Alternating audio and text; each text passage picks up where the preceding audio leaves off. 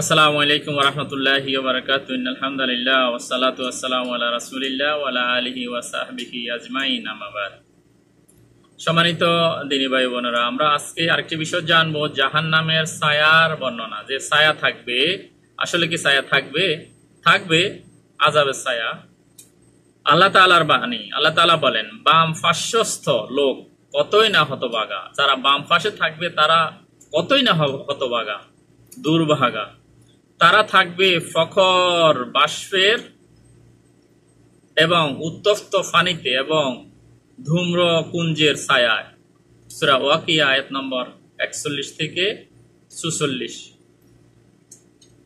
তাহলে তাদের যে ছায়া থাকবে সেটা থাকবে জলীয় বাষ্প, উত্তপ্ত পানি এবং ধূম্রকুঞ্জের ছায়া। এগুলা খুবই আযাব থেকে আযাবকৃত এই ছায়াগুলা থাকবে সেখানে।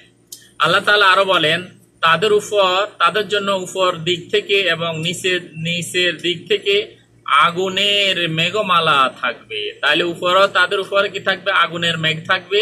তাদের নিচেও আগুনের মেঘ থাকবে। তো মেঘ যদি আগুনের হয়, বাতাস কি হবে? আগুনেই হবে। এই শাস্তি দ্বারা আল্লাহ তার বান্দাদেরকে সতর্ক করেন যে, হে আমার বান্দাগণ, আমাকে ভয় করো। আল্লাহ তাআলা এই শাস্তিগুলা পরকালের জন্য রেখে আবার কুরআনুল কারীমের মাধ্যমে আমাদেরকে এগুলা জানিয়ে দিয়েছেন যে এই এর শাস্তি হবে আল্লাহ তাআলার বিধান অমান্য করলে। তখন তোমরা কি করবে? তখন আমাকেই ভয় করো। একমাত্র আল্লাহ তাআলাকে ভয় করা যদি আমরা ভয় করি, তাহলে আমরাই আল্লাহ তাআলার বিধান অনুযায়ী সালাত, সিয়াম, হালাল হারামকে বর্জন করা, তারপরে গীবত না করা, সমাজে বিশৃঙ্খলা না করা, চুরি ডাকাতি না করা, ঘুষ লেনদেন না করা, সুদ না খাওয়া, সুদের কাছে না যাওয়া।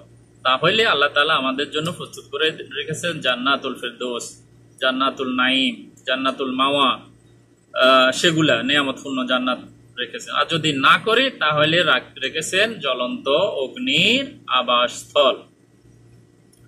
আল্লাহ তাআলা আরো বলেন, সূরা মুরসালাতের 31 থেকে 32 নম্বর আয়াতে আল্লাহ তাআলা বলেন,